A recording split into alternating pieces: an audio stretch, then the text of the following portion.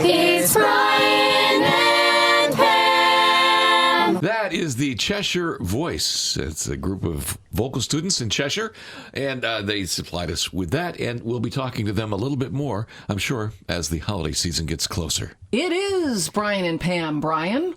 Yes, it is our podcast, not a podcast, as we broadcast from our headquarters, not a headquarters. Exactly. It is episode 22. 22.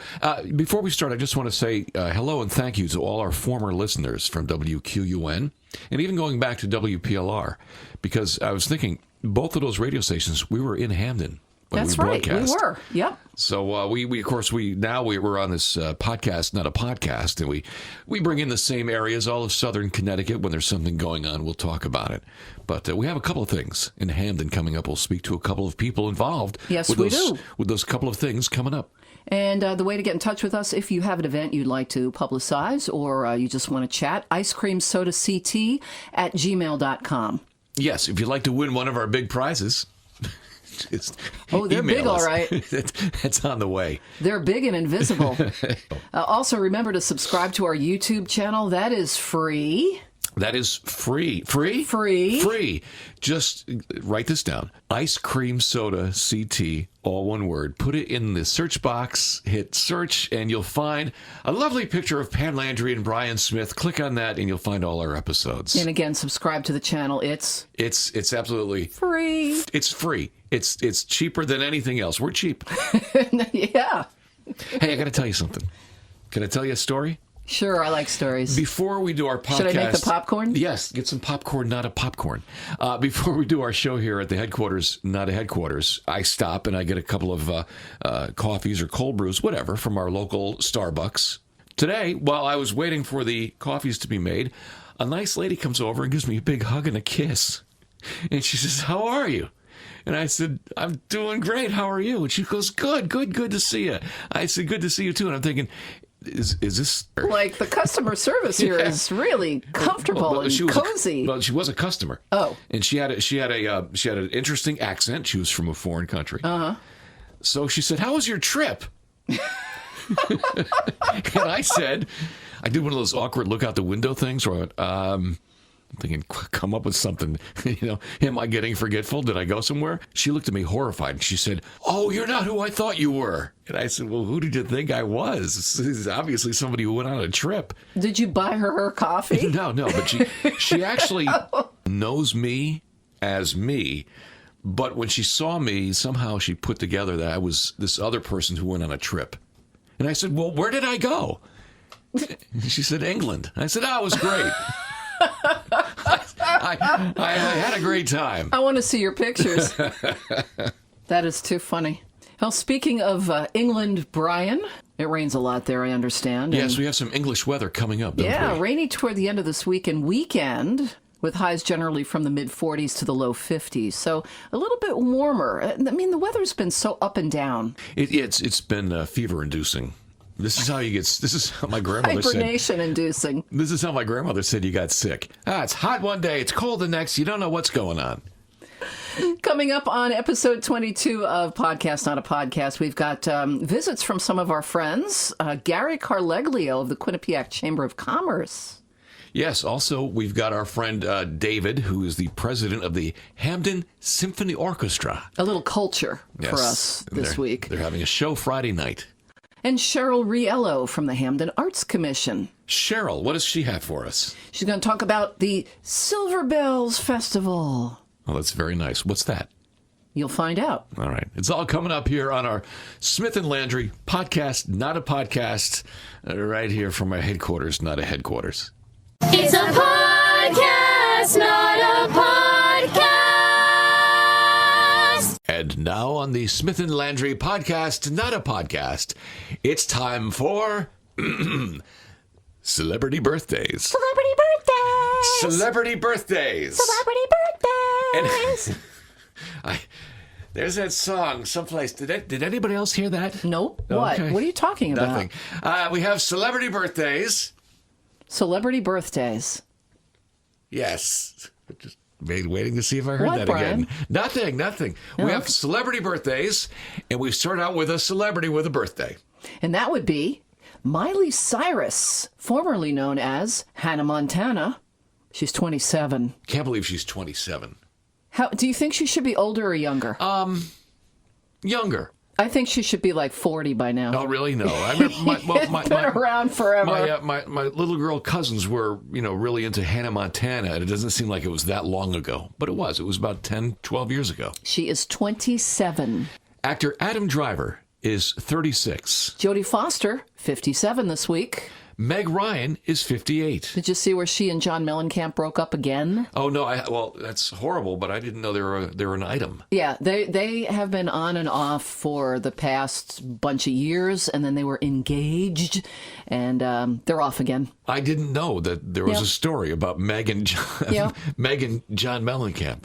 A little ditty. Yes. Bo Derek is 63. What was the movie she was in? 10. Did she do anything else besides that movie? I don't know. But that was where she had the beads in her hair. Right, where she was running in slow motion on the beach. And the teeny tiny bathing suit. Yes, and she was running like she was in Baywatch. Yeah. Yep. With Dudley Moore, I believe. Yes, correct. Yes. Well, Dudley Moore is dead, but Bo Derek turned 63. Bruce Hornsby, 65. The Range, not sure how old they are. Also, we've got comedian Kevin Nealon. He turns 66. Little Steven Van Zandt. Stevie Van Zandt is 69. Musician and Eagle Joe Walsh turns 72. Goldie Hawn is 74 this week. Spirit in the Sky Norman Greenbaum turns 77. Calvin Klein is also 77 this week. Linda Evans of Dynasty turns 77 also this week. And from the Youngbloods, Jesse Colin Young is 78. Actress Brenda Vaccaro is 80. Brenda Vaccaro. She's got that voice, right? Like one of the Simpsons sisters. Like one too many cigarettes. Comedian Dick Smothers, 81. Ted Turner turns 81 this week as well. Marlo Thomas turns 82. She's another one with a husky voice. Talk show host Dick Cavett turns 83 this week. And the winner of celebrity birthdays this week, Larry King, is 86. Well, speaking of TV, it's the Smith and Landry Podcast, Not a Podcast. Better than TV, because Pam Landry, I don't know if you've noticed this week, but when you turn on the TV, it's nothing but court shows. And it's the same one on all the channels. That would be the impeachment hearings, Brian. What? Yeah. It's time to bring things back to what's really important. And What's it time for, Brian? It's time for, Pam. What? It's time now for What, Brian? This Week in Music History. This Week in Music History? Isn't there a song that says that someplace? I guess not. Let's get on to This Week in Music History. I hear it again. Did you hear that? No. This Week in Music History. Now it's time for This Week in Music History. History. This Week in Music History. Okay, Brian. This week in 1960. This Week in Music History. Did something happen this week in music history? Why, yes, a few things, Brian. Such as? Well, this week back in 1960, Maurice Williams and the Zodiacs went to #1 with the tune Stay, which was the shortest ever U.S. #1 single, coming in at 1 minute and 37 seconds. Did it cost less when you bought it? It should. Actually, that's a really good point. Should. Excuse me, but this record has a hole in it. Remember records? No. I don't. No. This week in music history, the Supremes had their 6th #1 with the Motown production team, Holland, Dozier, and Holland's I Hear a Symphony. The first song I ever played on the radio. That song? That song. This week in Pam Landry history, the Supreme song I Hear a Symphony was Pam's first song she ever played on the radio. I don't know what date that was, This week however. in Pam history. That's a new song. This week in 1966, the Supremes were again at #1 with You Keep Me Hanging On. Yeah, a year later. Same name as the band that was in the other little blurb. Wonder if they knew each other. I wonder if they ever sued each other. 1967, this week in music history, Strawberry Alarm Clock was at #1 with Incense and Peppermints. 1968 this week, Diana Ross and the Supremes were at #1 with Love Child. In 1970, Led Zeppelin 3, the album, was at #1 on the charts in both the United States and England. This week in 1970, also, the Partridge Family started a 3-week run at number 1 with I Think I Love You. This week in 1971, Isaac Hayes was at number 1 with theme from Shaft. He's a bad mother. Shut your mouth. Oh, okay. This week in 1972, Cat Stevens started a 3-week run at number 1 with Catch Bullet 4, that album. 1973, this week in music history, Ringo Starr went to number 1 with Photograph. And this week in 1974, Billy Swan, one-hit wonder, started 2 weeks at number 1 with I Can Help. Also in 1974, the Rolling Stones had their 5th number 1 album with It's Only Rock and Roll. But I like it. This week in 1975, KC and the Sunshine Band started a 2-week run at number 1 with That's the Way, I Like It. This week back in 1978, Billy Joel went to number 1 with his 6th studio album, 52nd Street. And this week in 1981, Olivia Newton-John started 10 weeks at number 1 with Physical. You're kidding me. Physical. What is wrong with this country? Yeah, I know. 10 weeks that was a number 1. Pretty lady with a catchy song. Yeah. Yes, that's how they'd introduce her. And leg warmers. In 1987, this week in music history, Billy Idol knocked Tiffany from the number 1 spot with his version of Tommy James' Moni Moni. Tiffany had been at number 1 with another Tommy James song, I Think We're Alone Now. That was Battle of the Tommy James tunes. That's interesting. Isn't that weird? Who's still actually a popular artist. Yeah. East Haven loves Tommy James. Yeah. What's not to love? He was there a couple of years ago. I remember that. Mm-hmm. This week, Brian, in 1988, Bon Jovi started 2 weeks at number 1 with the lead single from the band's New Jersey album, Bad Medicine. Also, we have some other history that's not so much music related. We call it stuff that happened this week that's not necessarily music related. Make a song out of that. Stuff that happened this week in history that's not music related. Did you hear that? Necessarily. Did anybody else hear that? This week in 1863, President Lincoln delivered the Gettysburg Address. And Brian, exactly 100 years later, this week in history, 1963, John F. Kennedy was assassinated. Well, Pam, from 1963, we fast forward to 1975, which is exactly... I got 12. 12. 7, 15, huh? 12. 12 years later, That's it.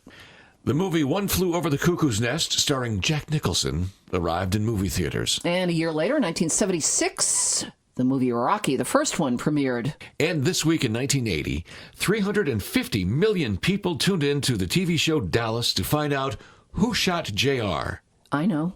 Don't tell me I haven't recorded and haven't watched it yet. Spoiler alert. Oh, don't tell me. Not out loud. Fingers in the ears. Okay. Go ahead. It was his wife's sister. I can't hear you. Did you give the answer yet? Who was also What? his former mistress. Can't hear you. I'm done. All right, good. Don't tell me. I've got it recorded. I've also recorded the 1986 World Series. Don't tell me who won yet. You'll like the outcome. Oh, good. What? What? You've seen it? A few times. Oh. I'm going to go home and watch that beta videotape now. So, Brian, it's time to take a look at what's going on locally. This is what we do, and I love doing this. Well, last week, we checked in with Yetta Auger, the president of the Cheshire Chamber of Commerce, about their holiday party. That's December 5th at the Wallingford Country Club. Now, this week, we'll talk to Gary Carleglio. He's the business executive of the Quinnipiac Chamber of Commerce. We'll find out about their holiday party. Hi, Brian and Pam. This is Gary Carleglio with the Quinnipiac Chamber of Commerce. Just want to let everyone know that we have our holiday party coming up on Thursday, December 12th from 6 to 10 p.m. It's going to be at Zandri Stillwood Inn in Wallingford. $49 per person. Complete buffet, including beef tenderloin, chicken franchise, baked stuffed shrimp, roast pork tenderloin, eggplant parmesan, potatoes, green salad, and the rest. Open bar, $49 a person. We've got a wreath decorating contest judged by our celebrity CEO judges. It's going to be a great time. Again, Zandri Stillwood Inn, Quinnipiac Chamber of Commerce holiday party, Thursday, December 12th. See you there. then. And there's a list of sponsors who are nice enough to help the Quinnipiac Chamber of Commerce with their holiday party this year. The holiday party is sponsored by AMS Practice Management, Foxwoods Resort Casino, Bailey Scarano, Hilton Garden Inn, Outfront Media, and the RJ Media Group. The Quinnipiac Chamber would like to thank all of our sponsors of the holiday party that will take place on Thursday, December 12th, 6 to 10 p.m. at Zandri's in Wallingford. Now, from the Quinnipiac Chamber of Commerce, also for our friends in Wallingford, we have a holiday craft fair on Saturday. Now, let me say first, Brian, that if you drive around pretty much any town in Connecticut right now, you will see signs for holiday craft fairs. That is true. In every church, yes. every school. I've noticed it's funny you noticed that because I was just thinking of that yesterday. So, there are far too many for us to include them all, but a few here and there. If you just go house to house, you go from fair to fair. Pretty much. In Wallingford, Lyman Hall High School on Pond Hill Road, they have a holiday craft fair this Saturday from 9 till 3 with over 100 crafters and vendors, unique holiday gifts, food trucks, free admission, and free parking. Now, it's not exactly a holiday fair, but in North Haven, the Halfway Home Rescue has 2 pet events this weekend. Yes, indeed. One Saturday, this is a little different, Brian. They're having an adoption event and cat food drive at the Mew Haven Cat Cafe. What was it called? The Mew Haven Cat Cafe. Yeah, Mew Haven? Yes, that is on Whaley Avenue in New Haven. All the cats there are from Halfway Home Rescue. So they're having an adoption event and cat food drive, looking for cat food donations. You can call the cafe for a reservation, and you can go to their website at mewhavencatcafe.com. Then on Sunday, Halfway Home Rescue has their usual adoption event at PetSmart in North Haven from 11 till 2. That is cats and dogs. So the same organization is having 2 events this weekend. Yeah, they usually do one Saturday and Sunday, but there are really? 2 different locations. Is that legal? Can you have 2 events in one weekend? I believe it is. All right, you had an event yesterday. Go home, or you're all under arrest. Well, from North Haven, we go down to New Haven, and on Thursday, there's an opening reception for artist Tony Falcone. You might know Tony Falcone. He painted a lot of things around the area, including that huge mural that used to be on the side of the movie theater in Hamden on Dixwell Avenue. Yeah, he also painted the mural on Sports Haven. Oh, that's right, too. That's what I was trying to think of. So he's having an artist retrospective, 40 years. Congratulations, Tony. It's at Gateway Community College in New Haven at 20 Church Street. It will start with an artist reception this Thursday, the 21st, from 6 until 9. But the retrospective runs through February 14th. Tony Falcone, The Accidental Artist, it's called, celebrating not 40, I was wrong there, 45 years. Wow. That's good for him. A Christmas market at Trinity Church in New Haven, Friday, Saturday, and Sunday. Yes, Brian, the Christmas market, formerly known as the Holiday Bazaar, returns to Trinity Church on the Green with affordable handmade crafts and knitwear, a rummage tag sale, silent auction, savory food for purchase while you shop, and a cookie walk to top it off. Friday from 9 till 6 p, Saturday 9 till 6 p. A cookie walk? And Sunday 9 till 1 p. Whatever that is, I like it. I'm not sure. Go find out. Well, from cookies, we go to beer. A great combination. This Saturday is also the Elm City Brew Fest in New Haven. I like cookies and beer. This Saturday. Isn't that a Frank Zappa song? No, it's something else. No comment. Never mind. 5th Annual Elm City Brew Festival returns to the College Street Music Hall this Saturday from 1 until 5. Brian, they're promising nearly 225 varieties of beer from nearly 65 breweries, nearly half of which are based in Connecticut. Try them all. Now, this is dangerous. The Brewfest, same day, this coming Saturday, as the Yale-Harvard The Game. The Game is the annual Yale-Harvard Game, and it's in New Haven this year, as you probably figured out, at Yale Bowl. Kickoff is at noon, and, tickets, general admission cost $20 for adults and $8 for kids. Then Sunday in New Haven, it's the Creative Arts Workshop Bowl-a-thon. Bet you don't know what that is, do ya? Like smoke a bowl? You mean like 10-pin bowl? What do you mean? No and no. Oh. Like soup Oh, I see. bowl. All right. Here's the deal.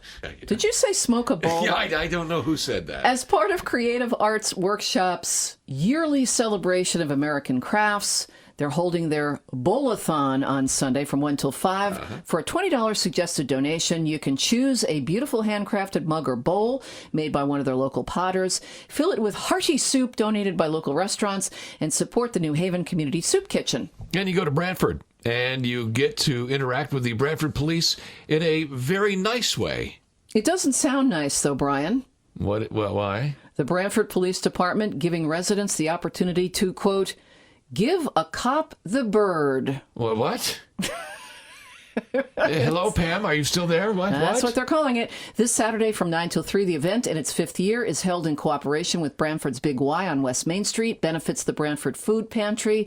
Brian, they're looking for donations of turkeys and non-perishable food items. Now let's get rustic. We're going up to the farm in Southington, the Bradley Mountain Farm, where you can make some delicious soup.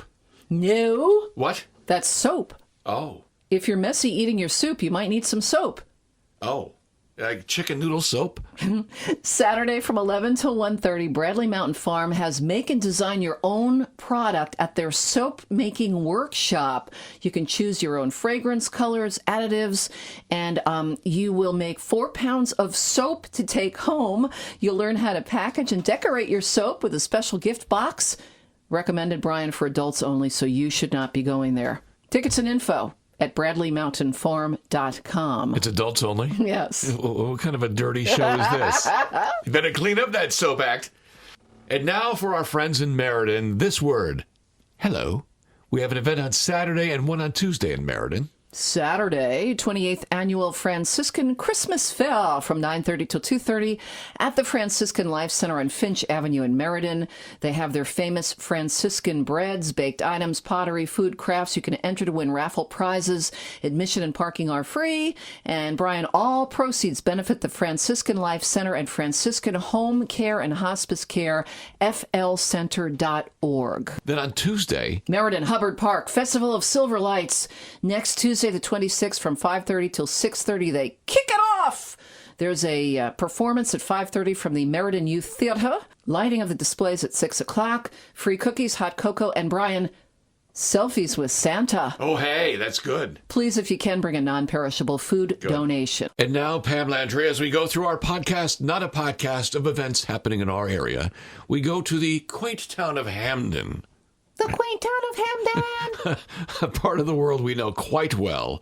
And we start with something on Friday night. The Hamden Symphony Orchestra is having a performance. This is our attempt to look like we're cultured. I had somebody take a culture once. Up your throat? Yes. Hamden Symphony Orchestra, Brian Smith, is an all-volunteer community orchestra in its 58th season, presenting their fall concert, Massive Music, Friday night, the 22nd. And here to talk about it, the president of the board of the Hamden Symphony Orchestra, David Liskov. Thank you, Brian and Pam. I'm David. I'm with Hamden Symphony Orchestra. We're presenting our fall concert, Massive Music, at 7:30 p.m. this Friday at Hamden Memorial Town Hall. This concert is going to feature a wide variety of instruments of the modern orchestra. It will include Jupiter, the bringer of jollity from the planets by Gustav Holst. Featured will be our double bassist, Andrew Munch, and the Brantford Chorale, who will be singing Anthem from the musical Chess. There's a suggested donation of $15 at the door and $10 for students and seniors, which is accepted. For more info, visit our website, hamdensymphony.org, or call us at 203-433-4207. Thank you, and look forward to seeing you on Friday, November 22nd. That's David Liskov. He's a member of and the board president of the Hamden Symphony Orchestra. Also this weekend in Hamden, something a lot of fun up at the Sacred Heart Academy. This Friday and Saturday, it's the Holly Berry Festival. Yes, Brian. Sacred Heart in Hamden on Benham Street, 41st Annual Holly Berry Festival. Holiday shopping, raffle prizes, food, entertainment, and more. Friday and Saturday, Pictures with Santa, children's activities. Admission and parking are free both days. And festival hours, Friday 3 till 8, Saturday 10 until 3. And looking ahead to December 7th, it's the big wreath-making workshop. Yes, Hamden's Department of Recreation and the Friends of Brooksvale Park present their annual Brooksvale Park Wreath Making Workshop. It's Saturday, December 7th, but they need you to get involved ahead of time because each session is limited to 25 participants. There are no walk-ins, so you need to register ahead of time. You can email the park directly at brooksvale@hamden.com or call the park office at 287-2669. One more event to talk about in Hamden. That's December 6th, and it's the Silver Bells celebration. And here to talk about it, Brian, Cheryl Riello, part of the Hamden Arts Commission. Hi, this is Cheryl Riello, one of the Hamden Arts Commissioners. I hope to see you all at Town Center Park on December 6th for our annual Silver Bells event. For children, there's a puppet show first in Thornton Wilder Auditorium, and then outside there'll be face painting, letters to Santa, button making, rides, music, and caroling. For all the adults, there'll be hot chocolate and good food and lots of fun. And just before the sun goes down, Santa will visit and meet everyone. So come on down, have a great time. It starts around 1 o'clock and we should be wrapping up about 5:30. So anytime during the day, come visit. We'd love to see you. Say hi. Thank you. See you there. Bye-bye. Cheryl Riello from the Hamden Arts Commission talking about the upcoming Silver Bells Festival in Hamden. You know, Pam, we've talked a lot about holiday celebrations in this podcast, not a podcast. Why don't we change the subject to something else? Something that my family always thinks about at Thanksgiving, that's UFOs. Well, we were talking about lights, so that makes sense. Yes. This week in UFOs. This week in... What? This week in UFO news. Actually, it's this year in UFOs, Brian. Oh, we actually have a story about this year in UFOs? Yeah, since the start of 2019, there have been 87 reported UFO sightings in our state. This according to a database compiled by the National UFO Reporting Center. Okay. That's a thing. Yeah, good. I'm glad that we have a copy of these things. Do we have actual stories from people in Connecticut about UFOs? Yeah, I plucked a few out for you, Brian. Glad you asked. Great. Starting with Shelton. A Shelton resident said, quote, "Around midnight, I came out to my front porch. In between the trees, I noticed two bright white lights with a band of 5 to 8 smaller lights under it. Oh, my. The lights hovered above the tree lines Oh, boy. without a sound, That's a UFO. and it was illuminating the dark road. There are no street lamps on the road. Well, it was actually being handy. What's wrong with this? It seemed to be getting closer to ground very slowly. All right, now you're scaring me. Then, Brian, Yes? the Shelton resident says, Uh-huh. the motion light detectors went on at my house Oh, as well as the neighbors. And Yes? at this point, What'd he do? I went inside. Oh. Well, that's what that's what you do, because when a being or a UFO being driven by a being, it comes from all corners of space and time to your particular part of the universe, then the best thing to do is just to go inside. I want to know what happened next. I don't know, but a door, simply a door from Home Depot, will stop anything that has that kind of technology. Here's another one, Brian, You stay outside. from Brantford. Yes. Oh my. All right. Quote, "From western sky, a bright white light was observed meandering and hovering at a very low altitude over the water as it approached and flew over the shoreline. When viewed overhead, it appeared to be shaped like a cylinder with wings attached. Oh, good grief. This is the Brantford UFO? All right. One wing was tipped with a red light while the other had a green light." I'm glad it knows the rules. Right? I know. The craft was humming audibly and proceeded to fly easterly toward North Brantford, disappearing over the tree line. Good. There's a UFO, and it's going to destroy us all. Somebody call the authorities. Oh, wait a minute. It's going towards where? North Brantford. Going towards North Brantford. Okay, never mind. Let it go. It's their problem now. And then Brian, Bristol. Bristol. Yeah. Here's our last one. Bristol. Quote, "Ball of light UFO at incredible speeds. Turns, then vanished. I was standing on the sidewalk near a park, and I looked up and saw an extremely bright circular UFO going at incredible speeds toward the tree line, Then it took a left. Now that's a UFO right there. 90-degree turn instantly Yep. and vanished about 2 seconds later. Those 90-degree turns are a hallmark of the modern day UFO. I thought it had something to do with ESPN. Well, or either that or lake compounds. That's Bristol. Look, it's on the tourist map. If you're a UFO coming again from all corners of these space and time ports. Brian, do you think you've ever seen a UFO? I've never seen a UFO. I don't believe I have either. I don't know. And how do you know if it's a UFO or a drone?